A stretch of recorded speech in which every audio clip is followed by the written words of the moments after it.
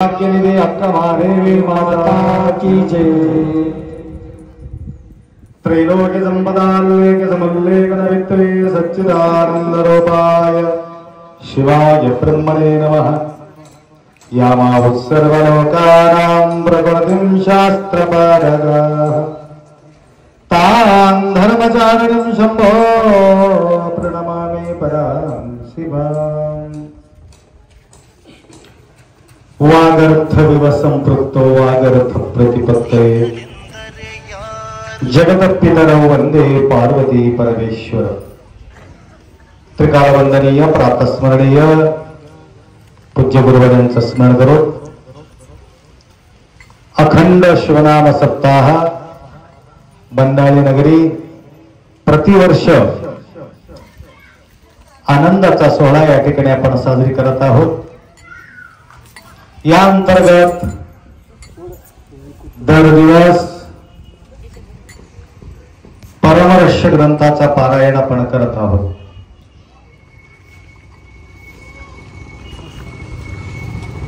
हे रहस्यमय आचार विचार आहार विहार व्यवहार माऊली आपल्या प्रती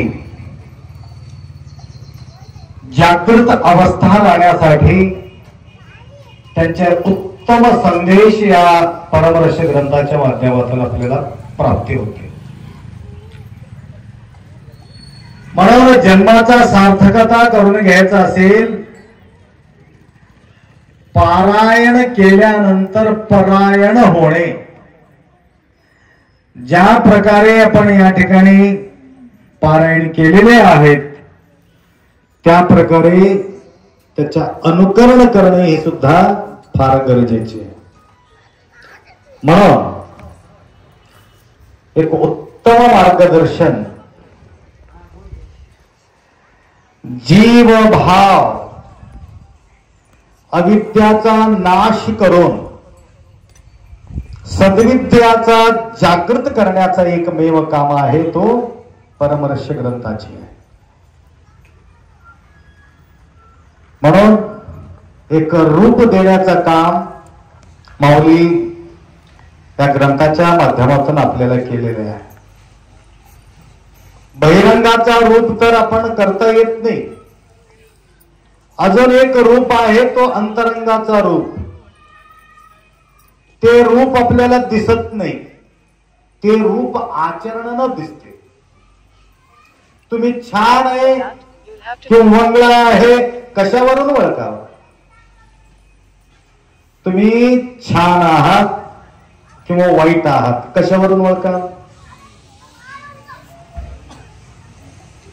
पाहून कळणार नाही, त्यांच्या आचरणाला कळते बरं किंवा वाईट। एकदम छान माणूस आहे हो, काय सुंदर, आता बघून छान म्हटले की त्यांच्या आचरण बघून, त्यांच्या आचरण बघून बरं वाईट मोजलं जातं।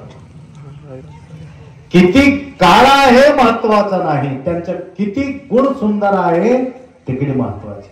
रूप इत्तु फलेन गुण इल्लद नक्करा।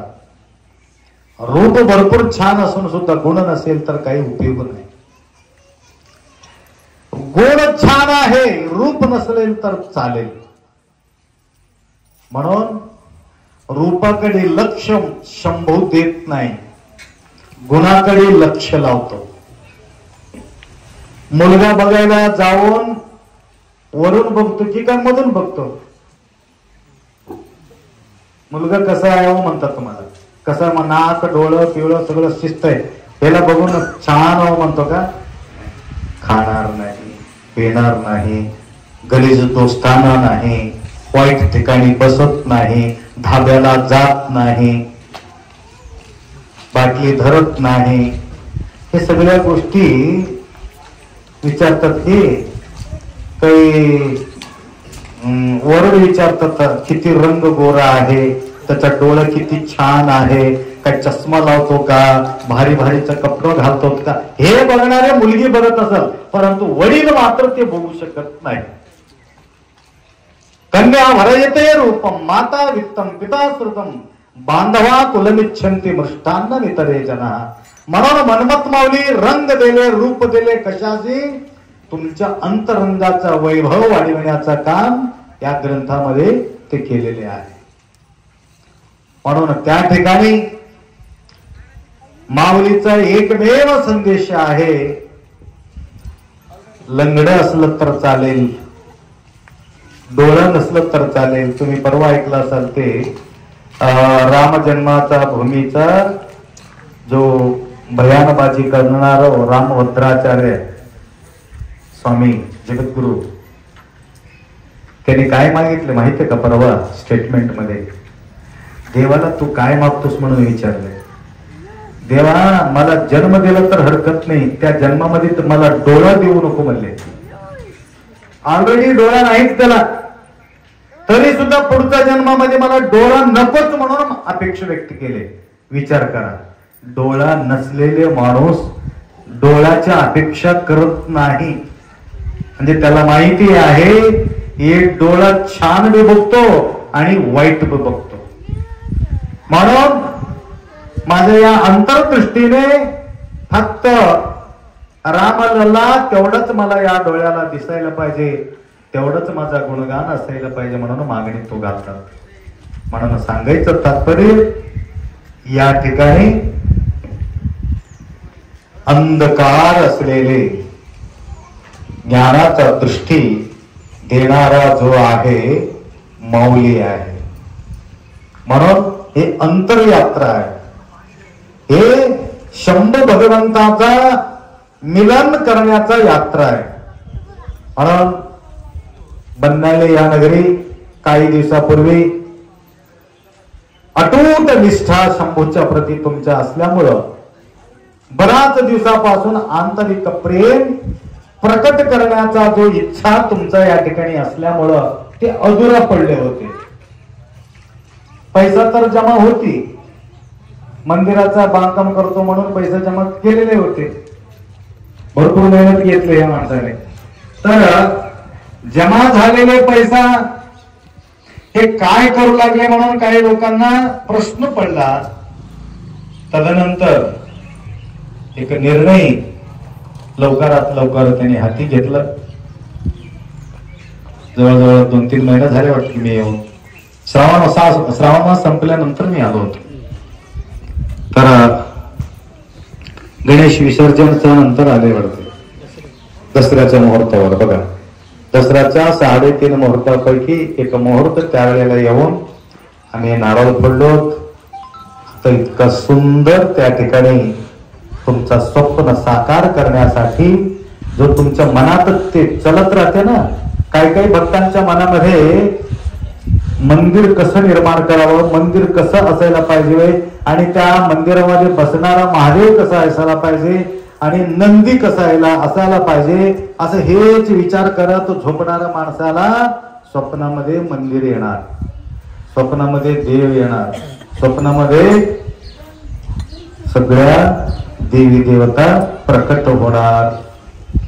म्हणजे तुमच्या मनामध्ये त्यांनी खेळत असला तर छान नवरा मिळावा मला तर लग्न लागणार रात्री, स्वप्नामध्ये लग्न होणार, स्वप्नामध्ये लेकरं होणार. स्वप्नामध्ये तुम्ही घर बांधकाम करायची इच्छा असेल तर तुम्ही स्वप्नामध्ये घराचं बांधकाम बी करणार, वास्तू शांती बी करणार, महाराजाला बी बोलणार आणि दक्षिणा बी देणार, मोकळं बी करणार. उठून बसलं तर महाराज बी नाही, घर बी नाही. स्वप्न आहे, परंतु यांच्या स्वप्न मात्र साकार होऊ लागेल. चांगलं स्वप्न बघावं. अक्का केळवानानंद कनस कंडे, अक्का माझे म्हणते अक्का केळवानानंदो कनस कंडे. मैत्रिणी विचारले म्हणे, माय तुमच्यासारखी मैत्रिणी आहे की नाही तुम्हाला? मैत्रिणी विचारले, मैत्रिणीला सांगितले मी एक स्वप्न पाहिलं. कोण म्हणते? अक्का माझे. काय स्वप्न? माझ्या स्वप्नामध्ये महादेव आला होता, मोठं जटा होते, विभूती लावलेले होते, रुद्राक्ष माला धारण केले होते, अजून काय केले होते? महादेवी तुझ्यासाठी मी आलेले आहे हे म्हणून हाक मारत होते. चन्न मल्लिकार्जुनी याला गुंतू, माझा चन्न मल्लिकार्जुन माझ्या स्वप्नामध्ये आला होता. कारण महादेवाचा आठवण करणाऱ्या मग व्यक्तीला महादेवच स्वप्नामध्ये येतो. म्हणून जाग्र स्वप्न सुसुप्ती या 3 अवस्थांमध्ये त्यांच्या आठवण करणारा भक्त त्यांचे जीवन सार्थकता होतो. म्हणून त्या प्रकारे या ठिकाणी बंगाली नगरी बराच दिवसापासून सद्गुरु डॉक्टर राष्ट्रसंत सद्गुरु शिवलिंग शिवाचार्य गुरुमाऊलीचा एक जो अत्यंत अटूट धावा या बंगालीच्या प्रती त्यांच्या ओढ होत आणि त्यांचा जो संकल्प शिवमंदिर निर्माण करण्याचा जो संकल्प आता आपण स्टार्ट केलेले आहोत. येता येता आपण पाहून आलो. मी म्हटलं हे कसं बांधणार आहे? दगडीचं बांधकाम आहे, हेमाडपंथीचं बांधकाम आहे म्हणजे, कारण त्याला आयुष्य जास्त असते. सिमेंटचं आयुष्य कमी असतो. 60-70 वर्ष झाले की ते पाडावं लागतं. तर हे मात्र 200, 300, 400 वर्ष व्यवस्थित आपल्याला वास्तू पाहायला मिळते. बार बार होणारा चीज नाही. म्हणून सुंदर संकल्प तुम्ही बाळगलात आणि वेळाच्या अभावी भरपूर तुम्हाला या ठिकाणी प्रवचन सांगायची इच्छा असून सुद्धा या ठिकाणी मी सांगू शकत नाही. कारण काही गोष्टी घरामध्ये वातावरण बिघडण्याचं एकमेव कारण आहे त्यांच्या प्रतिष्ठितीला धक्का येत असतो. घाईघाईमध्ये आपण काही गोष्टी करून बसतो, त्यावेळी आपण परेशानी करून घेतो. एक छोटासा उदाहरण करतो. शर्मिष्ठा आणि देवयानी म्हणून 2 मैत्रिणी होते. मैत्रिणी म्हटली की थोडं आठवण आलं. देवयानी आणि शर्मिष्ठा. बरंच वेळ झालं कमाय बसून तर बसून बरंच वेळ. शर्मिष्ठा आणि देवयानी. देवयानी ऋषीचा मुलगी, गुरुपुत्री. शर्मिष्ठा राजांच्या पुत्री. दोघं वनविहार करण्याकरता नदीच्या काठावर गेले. थोडं उन्हाळ्याचा दिवस असल्यामुळं 10-11 वाजता या टाइमला गेल्यामुळं त्यांनी विचार केले थोडा थंड पाण्यानं अंघोळ करू. दोघेही कपडा काढून उतरून टाकले. घाईघाईमध्ये काय होते काय सांगता येईल. आत गेल्यानंतर वारा सुटले. वारा सुटल्यावर कपडे एकावर एक पडले. देवयानीचा कपडा, शर्मिष्ठाचा कपडा वर आणि देवयानीचा कपडा खाली. आणि घाईघाईमध्ये येऊन राजांच्या पुत्री जे होते त्यांचा कपडा राजपुत्रीने गुरुपुत्रीचा कपडा धारण केले गडबडमध्ये. कधी कधी गडबडमध्ये कोणाचा चप्पल घालून मी जातो ना, ते माझं साटकं वाटलं. हो, मला माहित नव्हतं गडबडमध्ये तसं झालं. बोलता बोलता असं होऊ शकते, चालता चालता असं होऊ शकते. आणि काही काही लोक मोबाईल बघता बघता खड्ड्यामध्ये पडू शकतात. कधी कधी दरवाजाचा ठोकर बी खाऊ शकतात. कारण सगळं लक्ष मोबाईल वरती असल्यामुळं आपण काय करू लागलो काही कळत नाही. त्या प्रकारे कपडा घातल्यामुळं एवढा राग आला त्या ऋषीच्या कन्याला. मी गुरुच्या पुत्री आहे हे अहंकार होतो, परंतु मैत्री भाव हे विसरले. त्याला राग करायला सुरुवात केले, घाण सुरुवात केले आणि नंतर म्हणू लागले मी राजपुत्री आहे, तुमच्या वडिलांच्या गुरुच्या मुलगी मी असल्यामुळं माझा कपडा तू कसा घातलीस असं म्हणून एवढा विकोपाला गेला. त्यावेळी ते राजाच्या मुलगी म्हणू लागले आम्ही गेला तर तुझ्या वडिलाचं पोट भरते, नाही तर तुझं पोटच भरत नाही. पालन पोषण आम्ही करतो तुमचं, आमच्या जवळ भीक मागितल्याशिवाय तुमचं पोट भरत नाही असं म्हणून दोघांचं भांडण एवढं भांडण झाले. नंतर भयानक मारामारी. भांडण झाल्यानंतर कोणी जेवण देतात का? चांगलं काम केल्यावरच जेवण मिळते. वास्तुशांतीच्या वेळेला जेवण मिळते, भंडारा मिळतो. अखंड शिवनाम सत्ता झाल्यानंतर भंडारा मिळतो. भयानक मोठा झगडा झाले. झगडा संपल्याबरोबर या भंडारा देतो कोणी म्हटले काय? जेवायला देतो म्हणून म्हणजे तिथं शांती नाही. भंडार कशाला येते? अशांतीचं वातावरण. सांगायचं तात्पर्य, कधी घटना कसा घडतो काय सांगता येत नाही, परंतु त्या वेळेला आपला समर्पण भाव असेल तर त्या ठिकाणी शांती आहे. समर्पण भाव नसेल तर त्या ठिकाणी शांती आम्हाला मिळू शकत नाही. या ठिकाणी सुद्धा काही काही व्यक्तींच्या मनामध्ये असं होतं की होते की नाही, होते की नाही असं म्हणून विचार येत होते, परंतु ज्यावेळेस कामाला सुरुवात झालेली आहे तेव्हापासून सर्व भक्तांच्या मनामध्ये एक आनंदाचा वातावरण या ठिकाणी निर्माण झालेले आहे. अखंड शिवनाम सप्ताह या माध्यमातून संगीतकार, मी पहिले प्रवचन करण्याचं एकमेव कारण आहे, आरती झाल्याबरोबर हे पळून जातात, वाजवायला कोणी राहत नाही, बसून बसून थकलेले असतात. आमच्या माईक हातात घेतल्याबरोबर म्हणून पहिलं मी प्रवचन करतो, कुठेही गेले तदनंतर आरती होतो. तरी त्या भागामध्ये आता रात्री 12-1 वाजता प्रवचन झाले तिथं जवळ्याला. जवळा ह्या बद्दलच 1 तास प्रवचन केलं. जवळ या, जवळ या, जवळ घ्या, जवळ घ्या. काय जवळ घ्या? काय जवळ घेतल्यानंतर तुम्हाला समाधान वाटेल तसं जवळ घ्या. बायकोला जवळ घेतलो परेशानी, लेकराला जवळ घेतलो परेशानी, पैसा जवळ घेतलो परेशानी, शेत जवळ घेतलो परेशानी, व्यवहार जवळ घेतलो परेशानी. जवळ घ्यावं काय? फक्त बंडाळीच्या लोकांना कळालं, जवळ महादेवाला घ्यावे आणि सद्गुरु माऊलीला घ्यावे. म्हणून हे 2 मूर्तीला जवळ घेतल्यानंतर जे तुम्ही आतापर्यंत जवळ घेतल्या त्याच्यापासून तुम्हाला समाधान मिळत नाही. हे 2 मूर्तीला तुम्ही विसरलं गेलं तर तुमच्या जीवनामध्ये सुख शांती आपोआप मिळत राहते. म्हणून प्रतिवर्ष तुम्ही जवळ घेऊ लागलात सद्गुरु माऊलीला आणि संत शिरोमणी मन्मथ माऊलीला जवळ घेऊन या ठिकाणी परमर्ष ग्रंथ पारायण करतो. म्हणून या कलाकार मंडळी फार सुंदर साथ या ठिकाणी दिलेली आहे.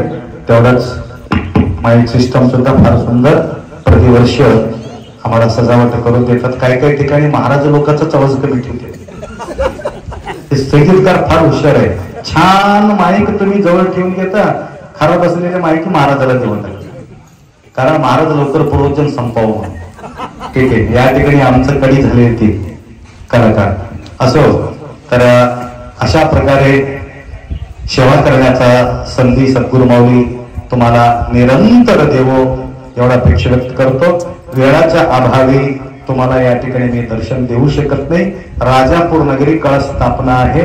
जाता जाता धावता बेट बघा, नदी वाहत राहते परंतु सगळ्याला पाणी देत जाते. तसं आमचं बी नदीसारखं काम आहे. इथून निघालं वाहत वाहत वाहत सगळ्याला पाणी पाजत पाजत पाजत निघून जायचं पुढं पुढे. आखरी शेवटपर्यंत पाणी राहावं न राहावं परंतु सगळ्याला देत जाणे नदीचं काम आहे.